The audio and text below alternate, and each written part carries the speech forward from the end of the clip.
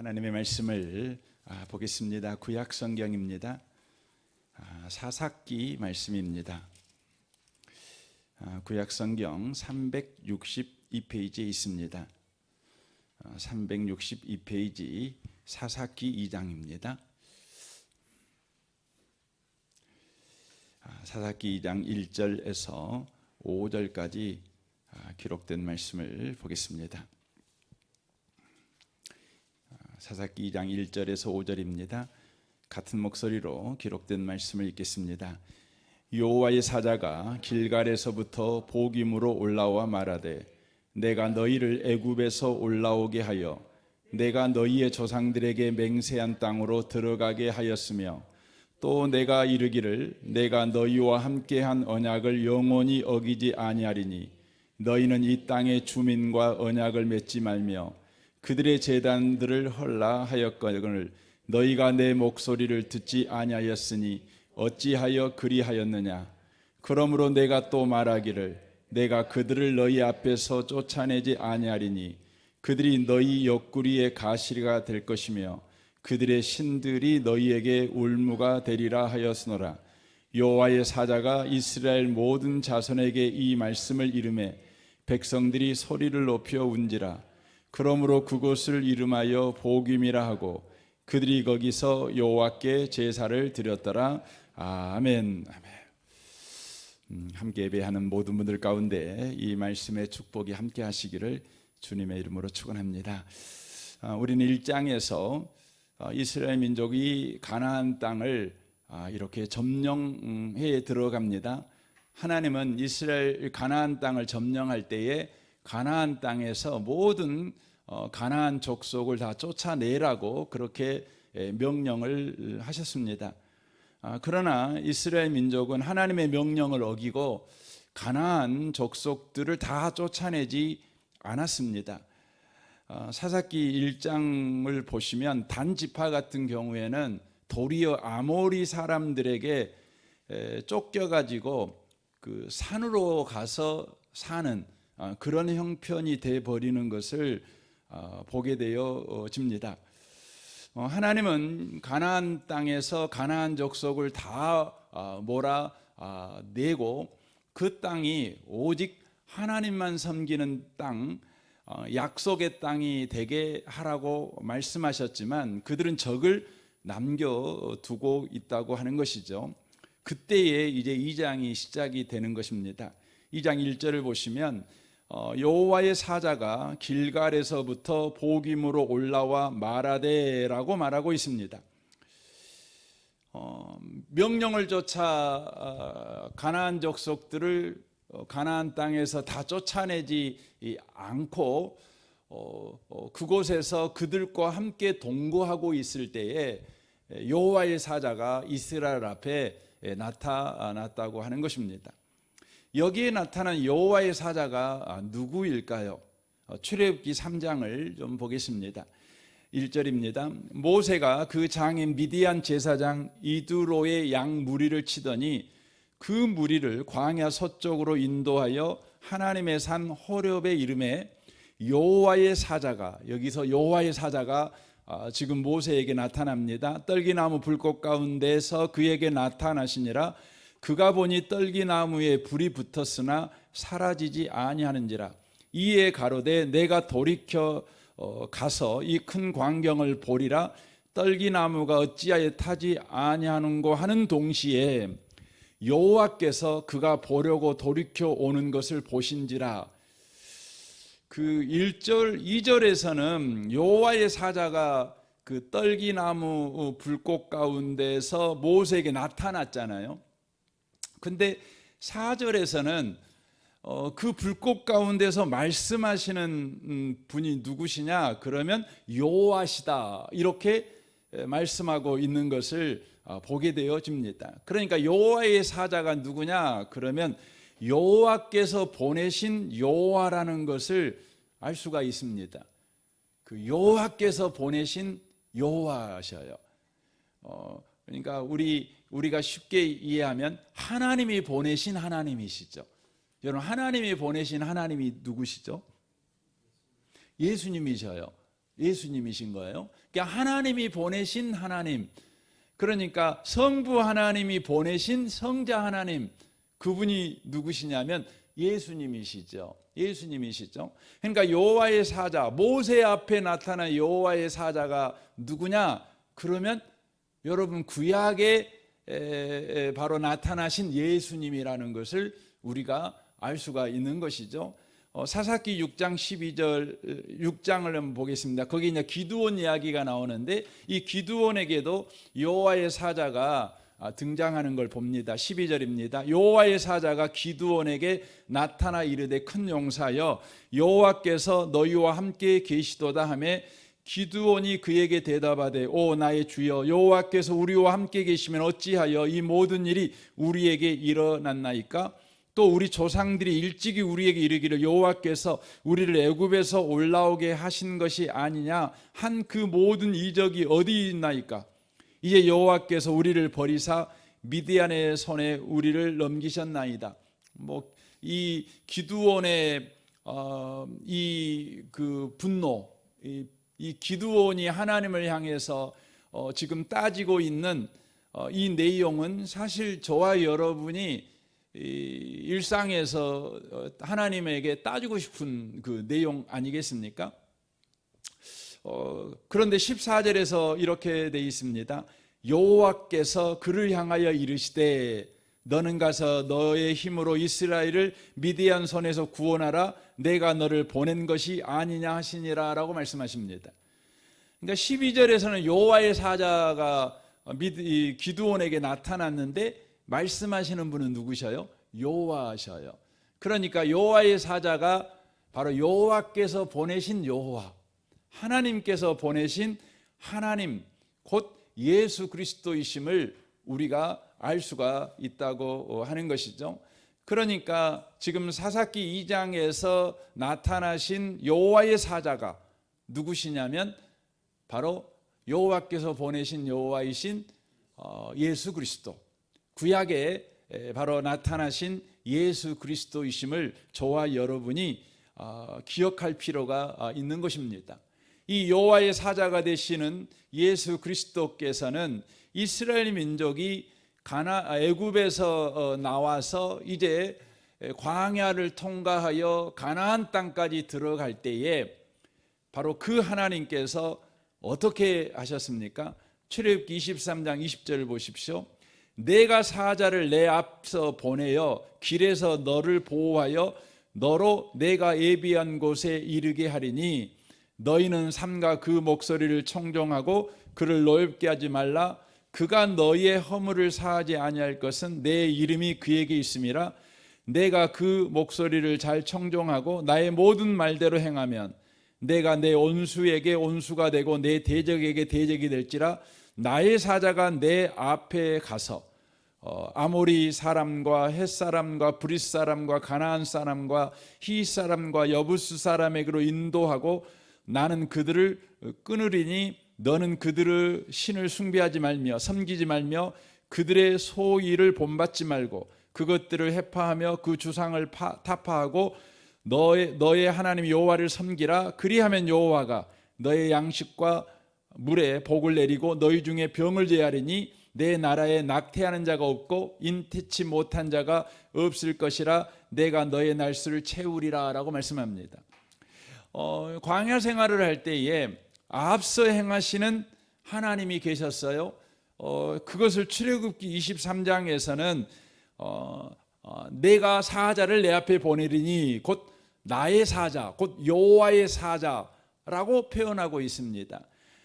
그러니까 그 여호와의 사자, 바로 예수 그리스도께서 이스라엘 민족을 광야 생활할 때 앞서 행하시는 하나님이셨다는 것을 이 출애굽기서가 바로 말씀을 하고 있다고 하는 것이죠.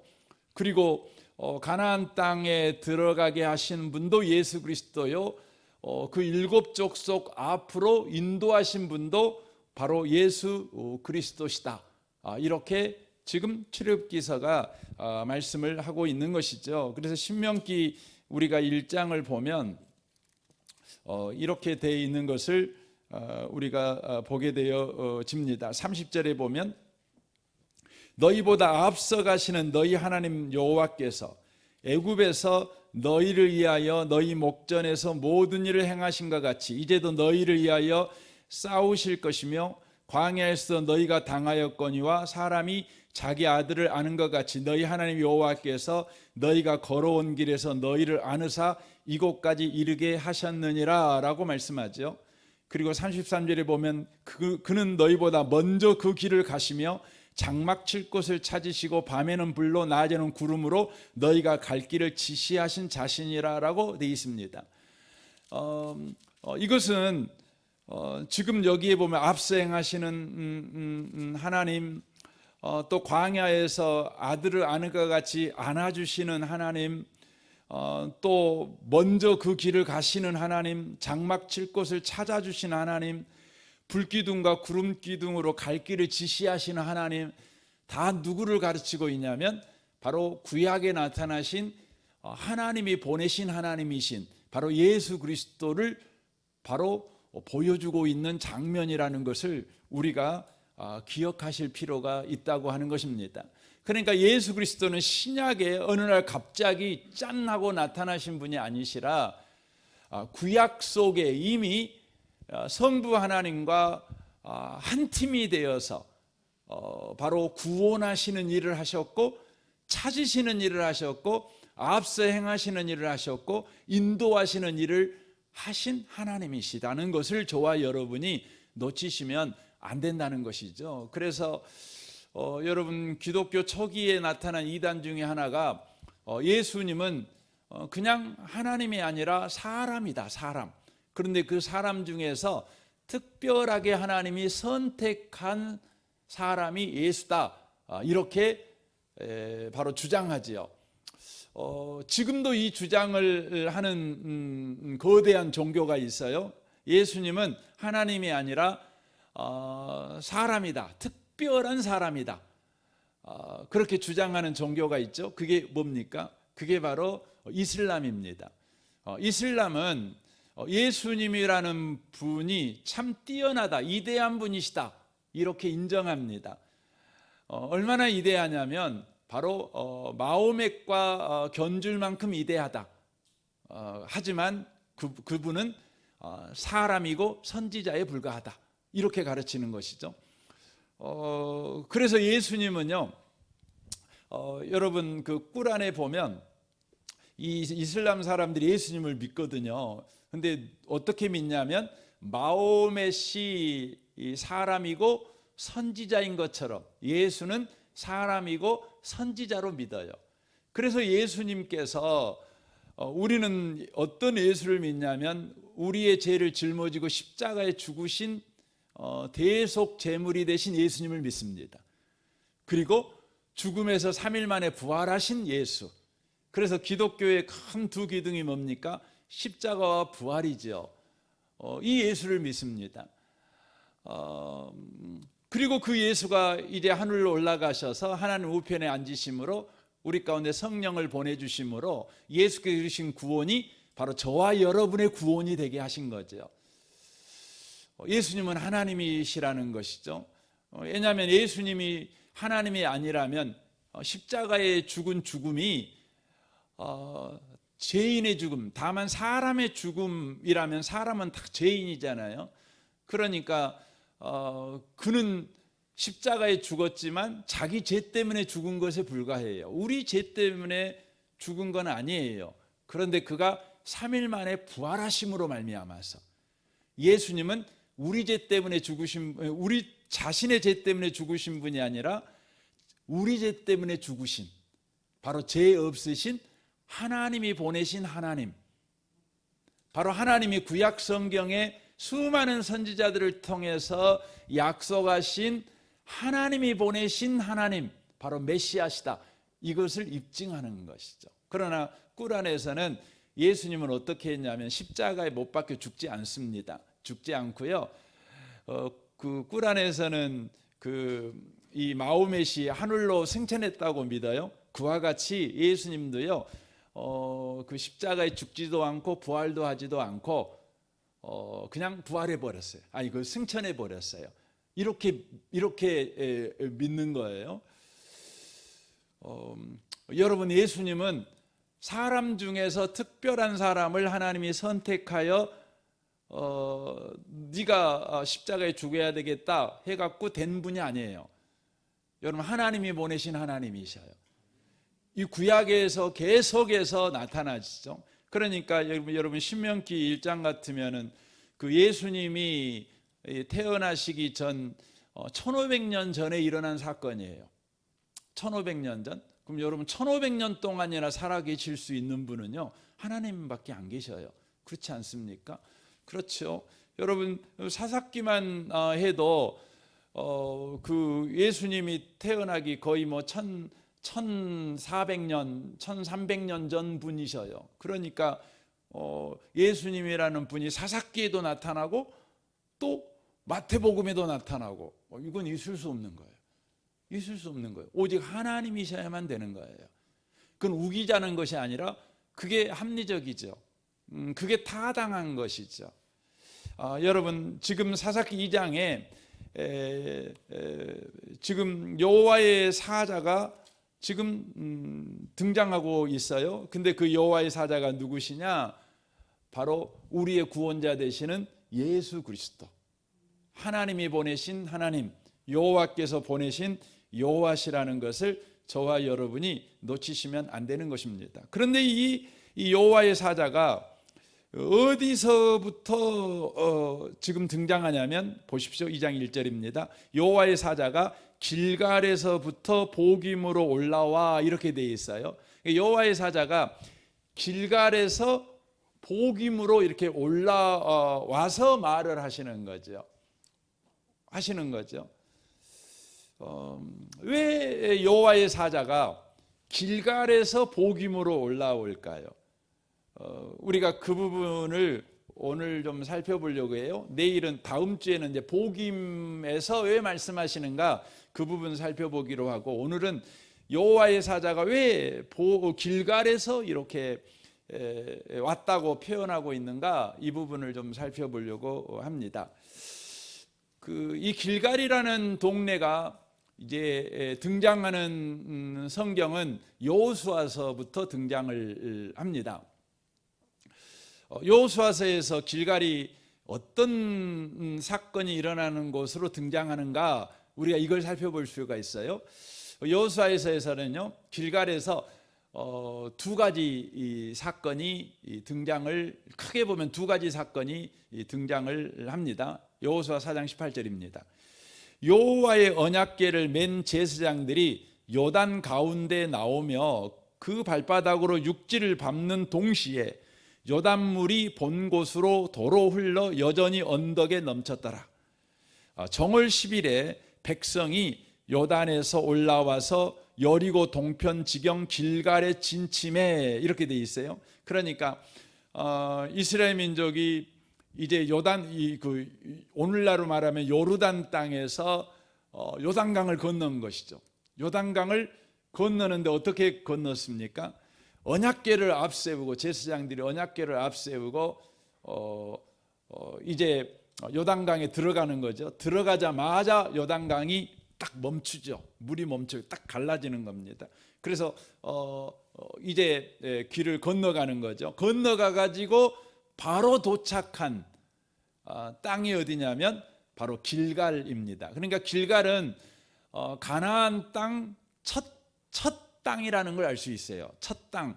그러니까 요단강을 건너서 처음으로 밟은 땅이 바로 길갈이라고 하는 곳입니다. 근데 그 길갈에서 우리 하나님께서 이걸 하라고 명령하십니다. 계속 들어보십시오. 여호수아가 그 요단에서 가져온 12돌을 길갈에 세웠어요. 12돌을 요단강에서 각 지파마다 한 돌씩 가져와 가지고 12돌을 가지고 길갈에다가 딱 세운 거죠. 이스라엘 자손에게 일러 가로되 후일에 너희 자손이 그 아비에게 묻기를 이 돌은 무슨 뜻이냐 하거는 너희는 자손에게 알게 하여 이르기를 이스라엘이 마른 땅을 밟고 이 요단을 건넜음이라.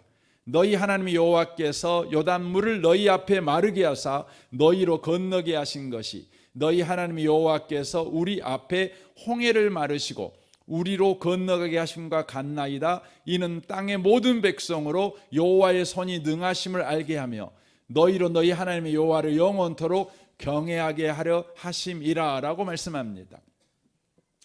요단강에 있는 돌을 각 지파가 하나씩 취해서 길갈에서 12돌을 이렇게 세우지요. 그러니까 이게 돌을 12개를 탁 이렇게 기둥으로 이렇게 탁 세우는 것입니다. 왜 세웠냐면 그 이유를 말씀하고 있는 거죠. 요단강이 어떻게 해서 갈라졌어요? 멈췄나요? 그리고 이스라엘 백성은 요단강을 건너갈 수 있게 된 거죠. 바로 언약궤를 앞세웠을 때. 언약궤를 앞세웠을 때. 그러니까 요단강은 어떻게 갈라졌냐면 하나님이 약속을 지키심으로 요단강이 갈라진 거예요. 갈라진 거죠. 그러니까 요단강이 왜 갈라졌냐? 그러면 하나님이 약속을 지키셨다. 다른 말로 말하면 신실하신 하나님이신 까닭에 바로 요단강이 갈라졌다는 것이죠. 이것을 이스라엘 백성으로 하여금 기념하게 하기 위해서 또 후손들에게 계속해서 기억하도록 가르치게 하기 위해서 바로 길갈에서 돌을 세우게 만드신 것입니다. 그러므로 길갈이라고 하는 곳에 들어와서 그 기념문을 볼 때 그들은 무엇을 기억해야만 하냐면 하나님은 언약을 지키셔서 요단강을 마르게 하신 분이시다. 하나님은 언약을 지키기 위하여 그 능력을 사용하시는 신실하신 하나님이시다. 그래서 이스라엘 백성으로 하여금 약속의 땅 가나안을 밟게 하신 하나님이시다. 이것을 이스라엘 백성이 기억하는 거죠. 그래서 길갈이라고 하는 것은 이스라엘 백성에게 바로 이 기억을 하게 만드는 것이죠. 여러분 강주는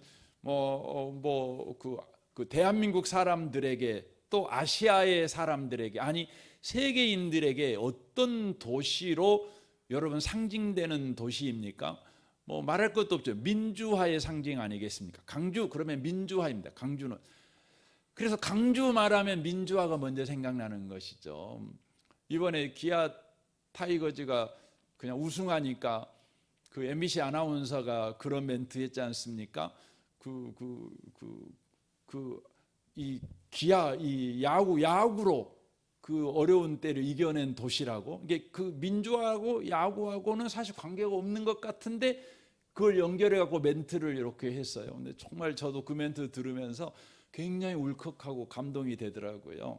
그러니까 어쨌든 강주 사람뿐만 아니라 이 한국 사람, 심지어 아시아에 있는 사람, 특별히 미얀마 국민들은 요즘 되게 고통스럽잖아요. 근데 미얀마 국민들한테 여러분 소망이 되는 나라가 도시가 어디냐면 강주입니다. 강주. 그래서 강주 때문에 대한민국의 민주화가 완성된 까닭에 미얀마도 그런 소원이 있어요. 이와 같이 여러분 길갈 그러면 이스라엘 민족에게 뭘로 상징되냐면 신실하신 하나님. 이게 기억이 나는 거예요. 신실하신 하나님. 반드시 약속을 지키신 하나님. 그러니까 요단강을 건넌 것은 이스라엘 민족의 뛰어남이 아니에요. 이스라엘 민족의 성실함도 아니고 이스라엘 민족의 능력도 아니에요. 이스라엘 민족의 열정도 아니에요. 열심도 아니에요. 그건 뭐예요? 언약을 지키시는 하나님의 열심이에요. 언약을 지키시는 하나님의 능력이에요. 언약을 지키시는 하나님의 헌신이시죠. 길갈은요, 바로 뭘 보여주냐? 바로 그걸 상징하는 거예요. 길갈이라는 것은. 또 하나가 길갈에서 명령합니다. 여호수아 5장 1절입니다. 요단 서편의 아모리 사람의 모든 왕과 해변의 가나안 사람의 모든 왕이 여호와께서 요단물을 이스라엘 자손 앞에 말리시고 우리를 건너셨음을 듣고 마음이 녹았고 이스라엘 자손들의 영고로 정신을 잃었더라라고 돼 있어요. 그러니까 요단강을 이스라엘 백성이 건넜죠. 건넜는데 하나님이 그냥 요단강을 마르게 만들어 버린 거죠. 그러니까 이 사람들이, 이스라엘 백성들이 막 배 만들어 가지고 그냥 배 타고 건넌 것이 아니라 갑자기 그냥 요단강이 그냥 말라버린 거죠. 그래갖고 이스라엘 백성들이 넘어온 거죠. 이 소문을 듣고요, 이 가나안에 있는 족속들이 다 간담이 녹아버린 거예요. 다 벌벌 떨어 정신이 잃어버린 거예요. 더 이상 이스라엘 사람들하고 전쟁을 할 이런 의욕을 잃어버린 거죠. 여러분, 그럴 때라면은 이스라엘 군인들이 어떻게 해야 되겠어요? 상대편이 전의를 상실해 버렸어요. 전쟁할 마음이 없어요. 오기만 하면 도망갈 기세예요. 그러면 어떻게 해야 되겠어요? 당연히 가서 공격해 가지고 그들을 전멸시켜 버리면 되잖아요. 그러면 큰 승리를 그들이 얻을 거 아니겠습니까? 그런데 하나님께서요, 이런 상황에서 참 묘한 명령을 내려요. 이해가 어려운, 납득하기 어려운 명령을 내려요. 어떤 명령입니까? 2절 보십시오. 그때 여호와께서 여호수아에게 이르시되 너는 부싯돌로 칼을 만들고 이스라엘 자손에게 다시 할례를 행하라 하시매, 여호수아가 부싯돌로 칼을 만들어 할례산에서 이스라엘 자손에게 할례를 행하니라. 할례를 하는 것입니다. 여러분, 할례를 행하게 되면 그들은 전투력을 다 상실해 버리는 것입니다.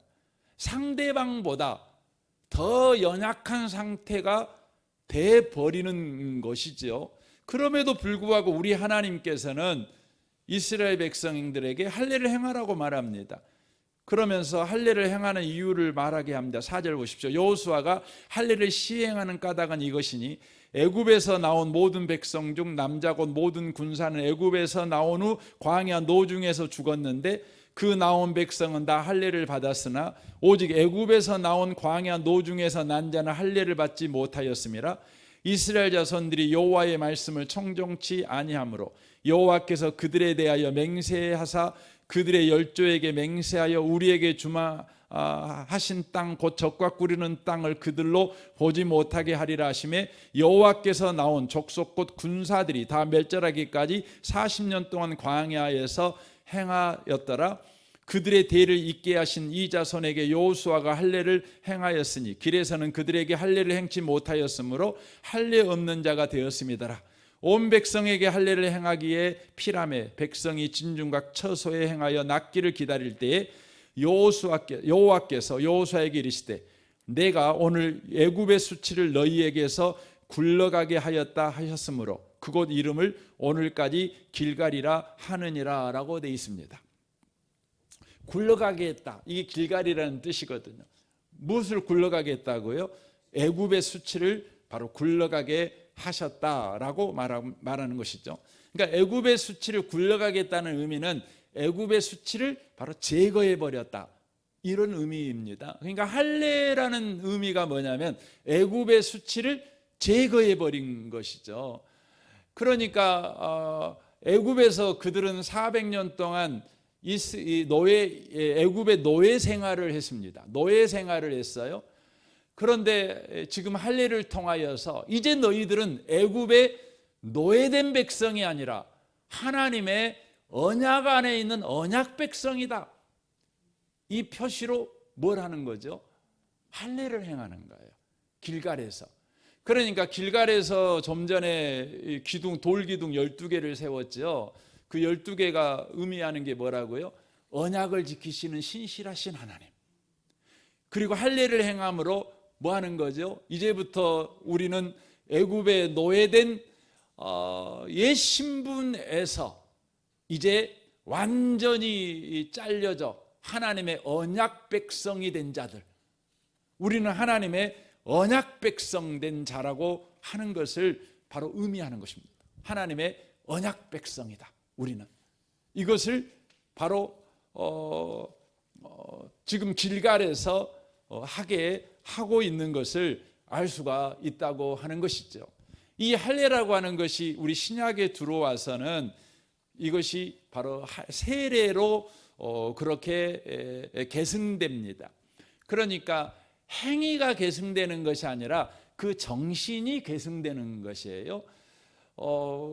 그래서 오늘날에는 할례를 행하지 않고 바로 세례를 행하고 있는 것을 우리가 봅니다.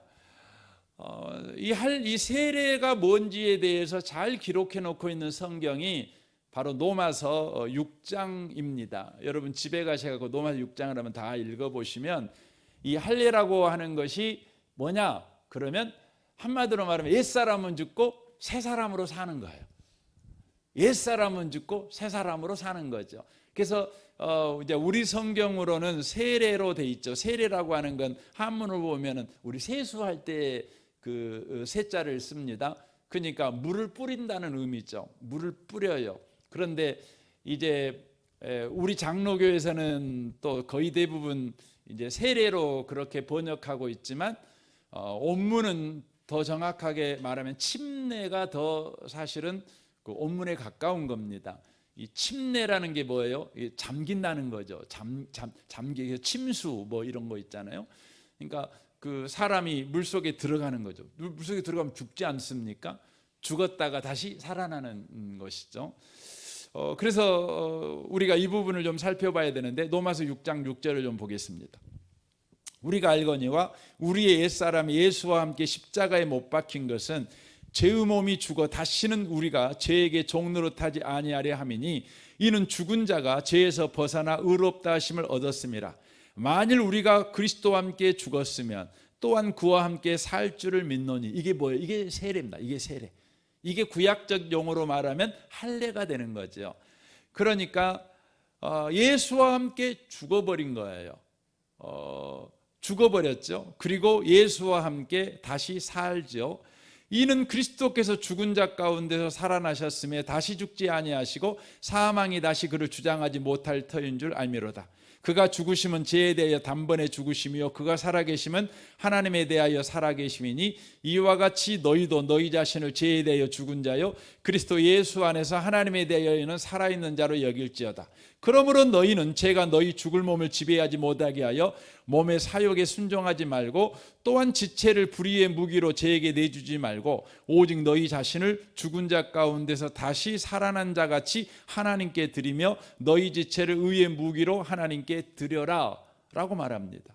죄가 너희를 주장하지 못하리니 이는 너희가 법 아래 있지 아니하고 은혜 아래 있음이라. 그러니까 할례라고 하는 것은 법 아래에 있는 삶을 제거해 버리고 은혜 아래에 있는 삶을 이제 선언하는 거예요. 이게 할례예요. 그리고 세례입니다. 그러니까 이제 우리는 바로의 지배 아래에 있는 삶을 사는 것이 아니라 언약을 지키시는 하나님의 은혜 아래 살고 있는 자다. 이 신분 확인이 뭐냐면 바로 할례인 거예요. 이 신분 확인이 오늘날의 신약의 개념으로 보면 세례라고 하는 것입니다. 그래서 여러분이 세례를 받았잖아요. 세례를 받은 것은 그것을 확인해 주는 거죠. 여러분과 제가 이제 죄 아래 있는 인생을 살고 있는 사람이 아니라 은혜 아래 있는 아래 지배를 받고 있는 삶을 살고 있다. 이것을 확인하는 거죠.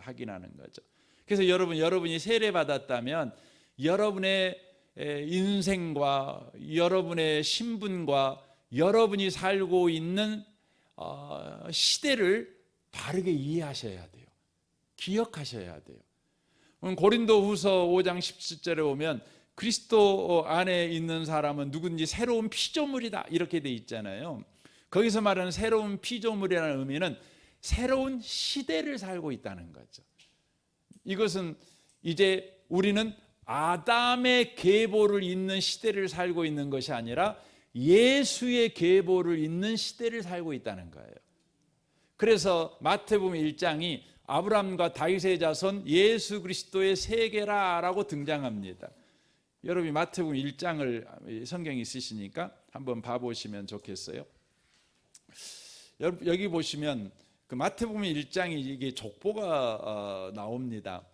그 구약 성경에서는 여러분 족보가 이렇게 등장할 때에는요, 그냥 우리한테 족보를 소개하기 위해서 등장하는 것이 아니라 족보가 소개될 때에는 반드시 앞에 이 사건이 있는 다음에 족보가 소개돼요. 그러니까 족보가 성경에 보면 그 창세기 4장에 족보가 등장을 하죠. 그리고 창세기 11장에도 족보가 등장을 합니다. 그렇죠. 왜 그렇게 족보가 등장하느냐? 여러분 바로 앞에 뭐가 있냐면 그 심판이 있어요. 심판. 그러니까 홍수 심판, 또 그 바벨탑 심판, 이게 있어요. 심판이 있는 다음에 족보가 나와요. 이건 무엇을 이야기해 주고 있냐면 심판이 끝났고 하나님의 새 일이 시작된다는 걸 이야기하는 거죠. 근데 이 마태복음을 보시면 그 신약 성경의 시작이 바로 마태복음 1장으로 시작을 해요.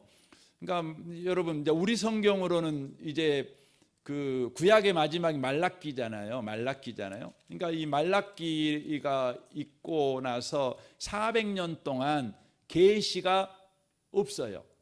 그러니까 구약 성경 시대가 이제 끝나고 나서 중간 시대가 약 400년의 긴 침묵의 시간이 있어요. 그리고 나서 마태복음이 이제 시작이 돼, 신약 시대가 시작이 되는 거죠. 그러니까 심판이 끝난 거죠. 심판이 끝난 거예요. 그리고 마태복음에 나오는데 아브람과 다윗의 자손 예수 그리스도의 계보다, 이 말은 뭐냐면 여러분 아브람, 다윗의 계보로 예수님이 오셨다 그거잖아요. 그런데 여러분 아브람과 다윗 이 사람들은 모두 다 죽는 사람이에요. 죽었어요. 다 죽었어요. 근데 예수님께서 모든 죽음의 계보의 마침이 되는 거예요. 마침이 되는 거예요. 그러니까 태어난 사람은 다 죽잖아요. 여기 보면 낳고 돼 있지만 낳지만 죽어요. 낳고 죽어요. 죽음의 계보가 계속 시작되는데 마지막에 예수 그리스도가 딱 죽음의 계보를 끝내버려요. 그리고는 이제 예수 안에서는 어떻게 돼요? 예수 안에서는 영생을 받아요. 그래서 예수 안에 있는 사람은 죽어도 살아요. 영원히 살아요.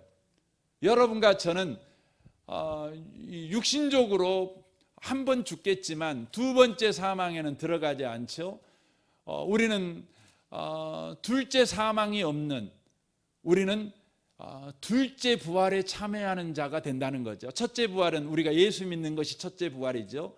둘째 부활은 뭡니까? 예수님의 재림하신 이후에 우리가 참여하는 바로 부활을 바로 의미하고 있는 것이죠. 그래서 예수님께서 이 땅에 오셔가지고 세례 요한한테 세례를 받을 때 하늘에 뭐가 있었다고 그러죠? 비둘기가 있었다고 그러잖아요. 여러분 비둘기는 어떤 상징을 하고 있죠? 우리는 그냥 일반적으로 비둘기는 평화의 상징 이렇게 이해하죠. 하지만 비둘기는 이 성경상에서 어떤 걸 상징하냐면 여러분이 아는 것 같이 홍수가 끝나고 나서 까마귀를 보내고 비둘기를 보내잖아요. 까마귀는 안 돌아오잖아요. 근데 비둘기는 돌아와요. 그래가지고 비둘기가 나중에 돌아오는 걸 보고 노아가 뭘 결정하죠? 이제 홍수가 끝났고 땅이 말랐구나. 이제 새로운 시대가 시작됐구나. 이걸 상징하는 거예요. 그래서 예수 그리스도가 세례를 받을 때 비둘기 같은 성령이 임했다는 걸 뭘 상징하냐면 이제 하나님의 심판은 끝난 거예요. 이제 하나님의 구원 시대가 열린 거예요. 이걸 상징하는 거예요. 구원 시대가 열린 걸 상징하는 것이죠. 그러니까 이 할례라고 하는 것, 세례라고 하는 것이 바로 그걸 말하는 거죠. 사망의 지배 아래서 죽고 죽는 인생이 이제 끝나고 예수 안에서 살고 사는 새로운 시대가 열린 거예요. 바로 죄의 지배 아래에 있었던 인생이 이제는 은혜의 지배 아래에 있는 인생을 사는 거죠. 그러니까 길갈이라고 하는 곳에서 바로 약속을 지키시는 신실하신 하나님이 선포되었을 뿐만 아니라 모든 이스라엘 백성들에게 이제부터 너희들의 신분은 바로 법 아래 있는 자가 아니라 은혜 아래 있는 신분이다. 너희들은 하나님의 약속의 계보 안에 있는 자들이다. 이것이 바로 선언된 장소가 바로 어디냐면 바로 길갈이라고 하는 것입니다. 길갈이라고 하는 곳입니다. 근데 그곳으로부터 예수가 오고 있는 거예요. 예수가.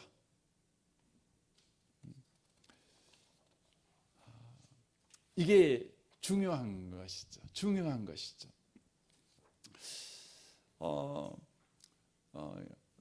지금 여기 사사기를 보시면, 사사기 2장을 다시 한번 보시면, 여기서 이제 길갈에서부터 복임으로 올라와요. 이제 복임 다음 주에 이야기를 하겠지만 잠깐 말씀을 드린다면, 이 복임이라는 곳은 그 하나님의 그러니까 여러분 하나님은 언약대로 일하죠.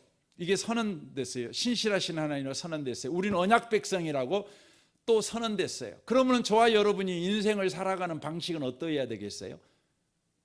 하나님의 언약에 순종하며 살아가면 되잖아요. 하나님 말씀에 순종하며 살면 돼요. 이게 믿음의 삶이거든요. 이렇게 살아가면 돼요.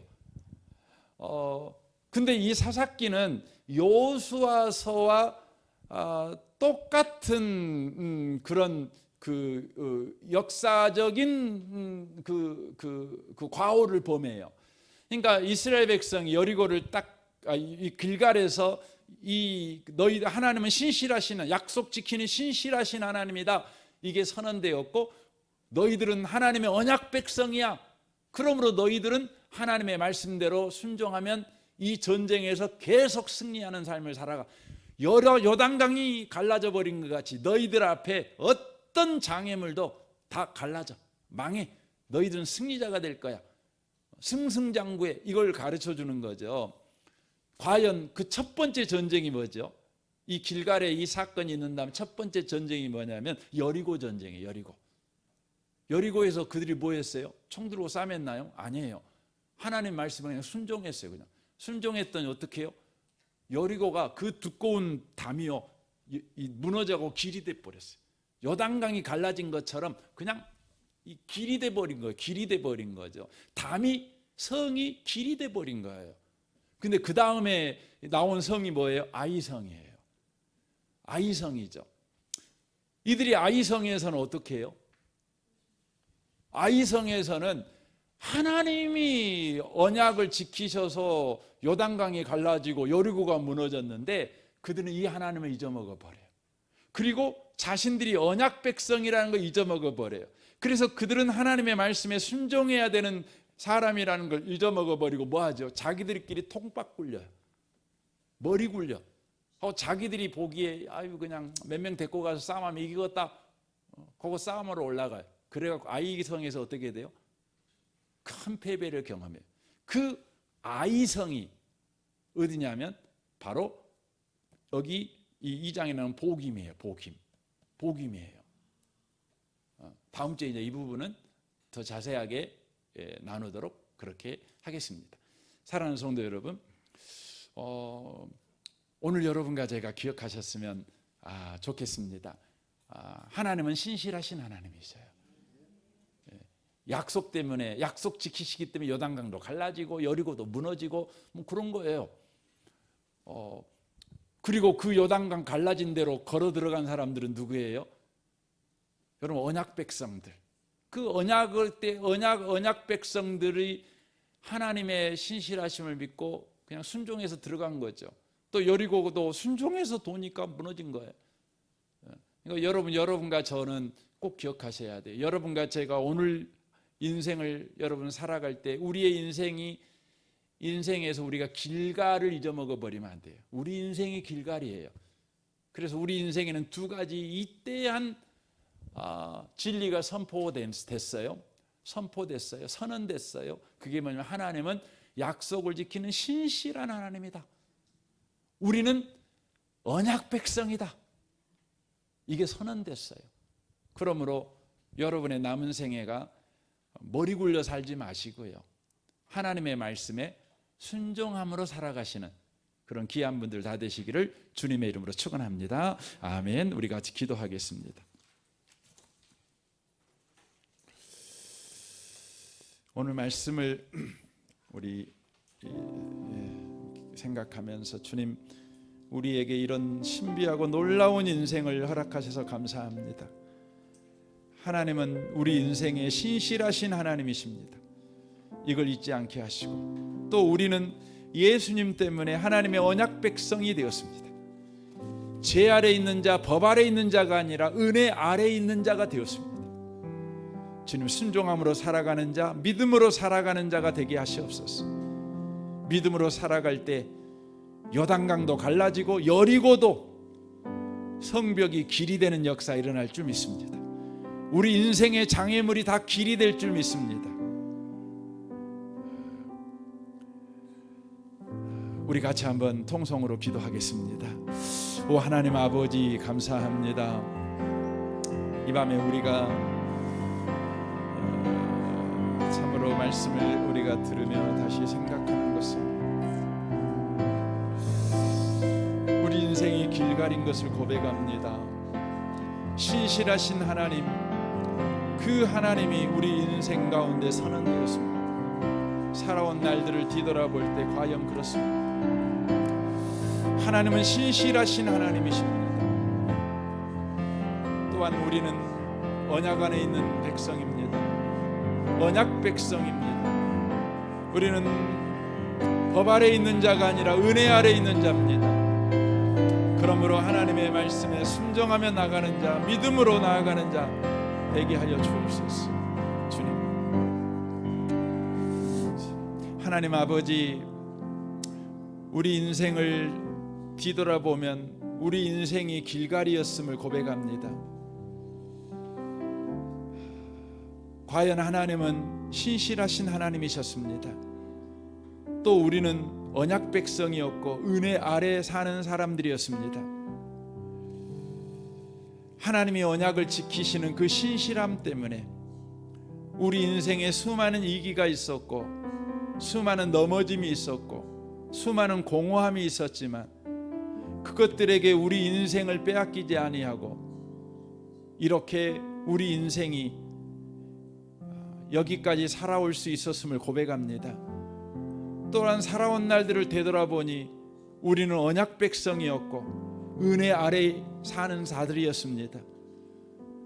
주님, 우리의 남은 생에도 우리가 이 두 가지 진리를 놓치지 않고 살아가도록 우리를 축복하여 주옵소서. 하나님은 신실하신 하나님이시고 우리는 언약 백성이다. 그러므로 하나님의 말씀에 순종하고 믿음으로 살아갈 때 그 창이라는 요단강도 길이 될 것이고, 그 강성한 여리고도 무너져 길이 될 것이다. 주여, 이 진리를 삶에서 누리며 살아가게 하시옵소서. 이 밤에 우리를 축복하시는 주님을 찬양합니다. 예수님의 이름으로 기도합니다. 아멘.